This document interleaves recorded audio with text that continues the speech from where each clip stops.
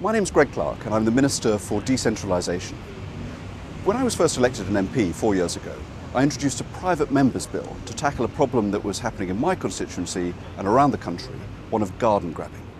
This came about because gardens were classified as brownfield sites, just in the same way as a disused gasworks or an old railway siding. And the consequence of that was that there was effectively a presumption that they should be developed. And that meant that local councils had too little protection against applications that they didn't want to see progress and that were going to change the character of their communities. Right, well, welcome to my back garden in sunny Bromley and to the building site next door.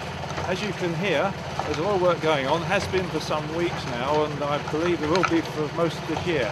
Now, we're expecting that the houses will be built just here, behind me, and rising some 30 feet up at the boundary of my fence, approximately halfway down the garden. Traditionally, Bromley's planning policies have been geared to protecting the green belt and our open spaces, and we regard domestic back gardens being very much part of that. One of the problems has been that throughout this the council have supported local residents and been undermined by the process whereby appeal after appeal has rendered their opposition completely pointless. That is very, very frustrating and very disappointing because it means power is being taken away from local authorities to decide what's best for local people.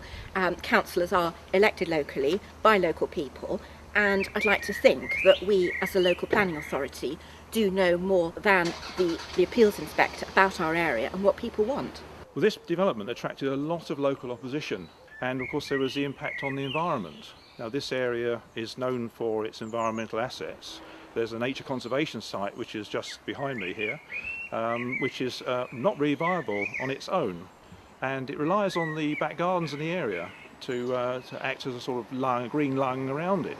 Hopefully, with the new legislation restoring back gardens as greenfield sites, it will make it much easier to refuse unwanted developments on domestic back gardens so that they can be preserved as open recreational space. So having introduced my private member's bill at the beginning of the last Parliament and having had it opposed by the government, I'm fantastically excited that today my first decision as a minister in the Department of Communities and Local Government is to introduce the provisions of that bill. That's to say, to change the designation of gardens so that they're no longer brownfield sites, no longer the same as the derelict industrial land.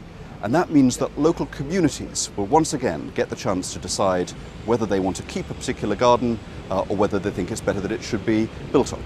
That's where decision-making power should rest. We want to get decisions out of central government and from ministers and officials down to the people that know our communities best. And I'm very excited that we've been able to take a step forward today.